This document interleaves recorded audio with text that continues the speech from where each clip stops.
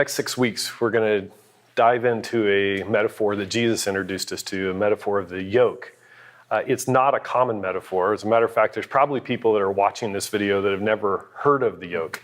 But yet it's common around here. And maybe, Mark, why don't you start us off? You've been around Christ Community for a long time, and I wonder if you take us back to your memories of the first time you were introduced to the concept of the yoke.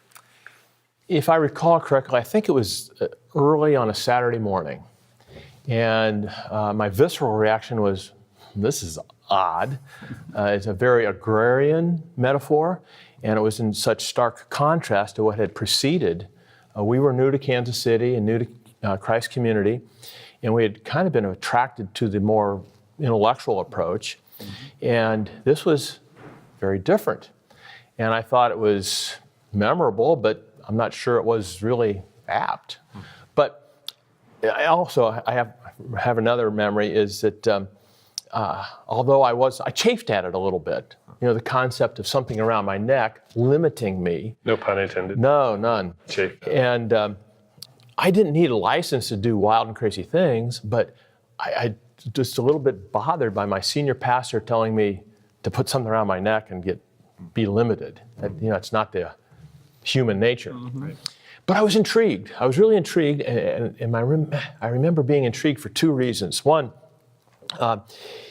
it seemed very similar in concept to what Scripture refers to as the concept of abiding. Mm. And I had been wrestling with this abiding concept for several years, even before coming to Kansas City. I'm more wired as a human doing than I am a human being. And I felt like I needed to perform, I needed to do things to make accomplishments. And no matter what I did, I wasn't satisfied. And no matter what I did, there were other people that did it better, faster, smarter. And so I was struggling with that. And then this yoke stuff, apprentice stuff, was approaching this concept of abiding, and this was intriguing.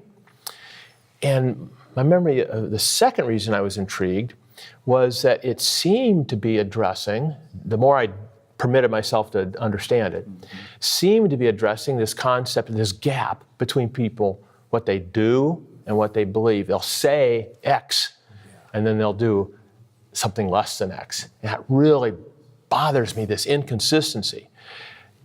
Even myself, I know.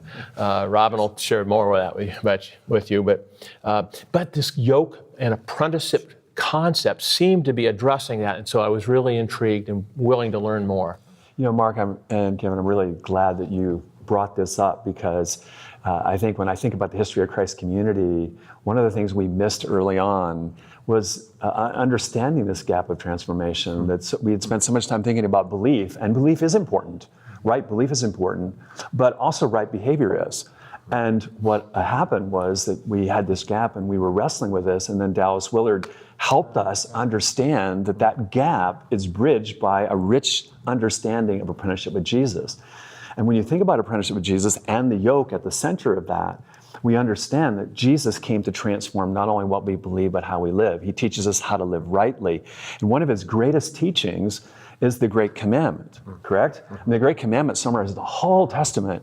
And if you look at it, what does the Great Commandment say? To love God with all our heart, soul, mind, and strength, and our neighbor as ourselves.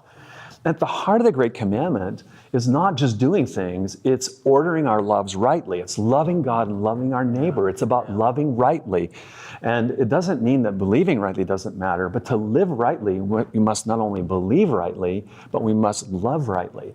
And that's the rich teaching of the Great Invitation, that it begins to help us bridge this gap and center our lives for transformation, not just information, and love rightly and ordering our loves rightly. You know, that concept can be applied outside of the church. You think of relationships, marriage, you think of the business world. Marriage is pretty obvious. If I love myself more than my spouse, my wife, recipe for ruin. I think of business, whether it's small business or large business, sometimes you have bonuses that are large portions of your compensation, but they can have unintended consequences that can hurt the firm long term. But if I'm driven by me, if I'm driven by my compensation, I'm going to go for it and hurt the firm. actually a redirected love. It's not it's at the wrong thing. And almost like the Great Commandment can become our problem, right? Because the Great Commandment calls us to this doing. It calls us to this action. I remember hearing at Christ Community that, I think, Tom, you first introduced me to this, that the Great Commandment and the Great Commission without the Great Invitation is a great setup. So maybe talk a little bit about that. I mean, just introduce us a bit to this. What is the Great Invitation? How do we enter in? Yeah, the Great Commandment teaches us to love rightly and to live rightly. But how do we do that? All of us fall short of that, right?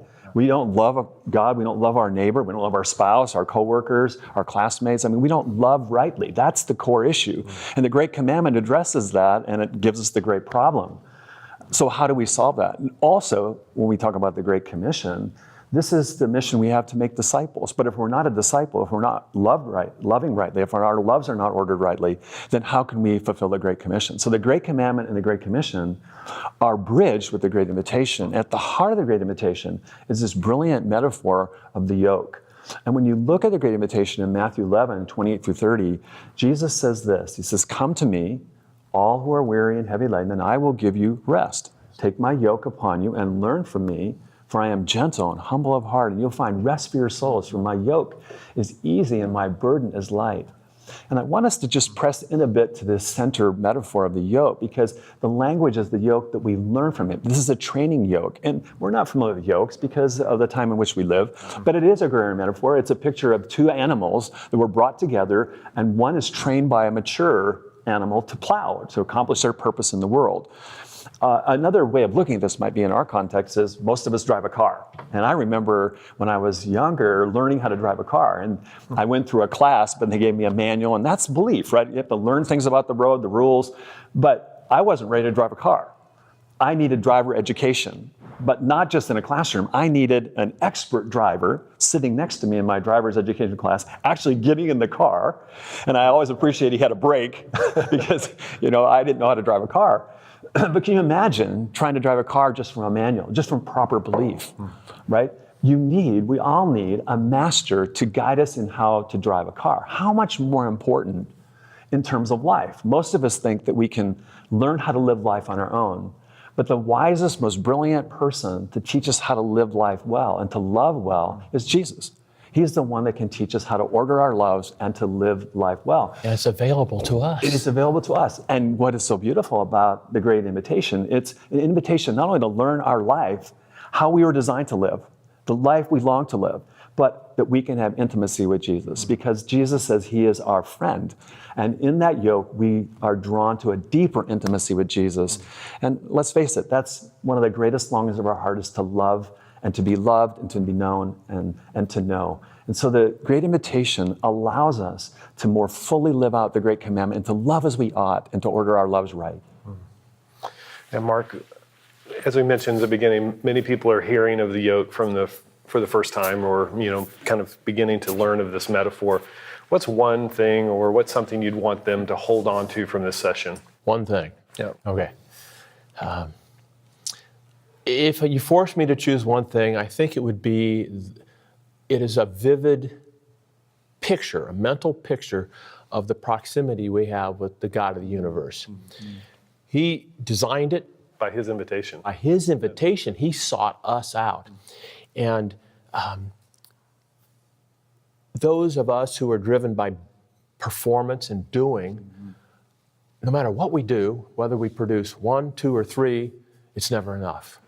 And we're never satisfied. It also protects us, the proximity to Jesus and being an apprentice of his, protects us from our failures, because everybody around us is doing it better, faster, more efficiently, and we fall short.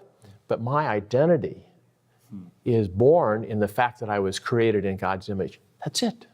I have value. And I have identity because of Jesus. I love where you go with that, Mark, because identity is at the heart of it, of who we are and what we were created to be. And the Great Invitation gives us the proper north compass setting of life. Mm-hmm. And that is, the Great Invitation tells us that the ultimate accomplishment in life is intimacy with God. So that the idea here is that we begin to center our life, that the primary purpose or calling in life is not the accomplishment of great things. It's to become an apprentice of a great person. And that's the path to the life we long to live and the life of fullness and happiness.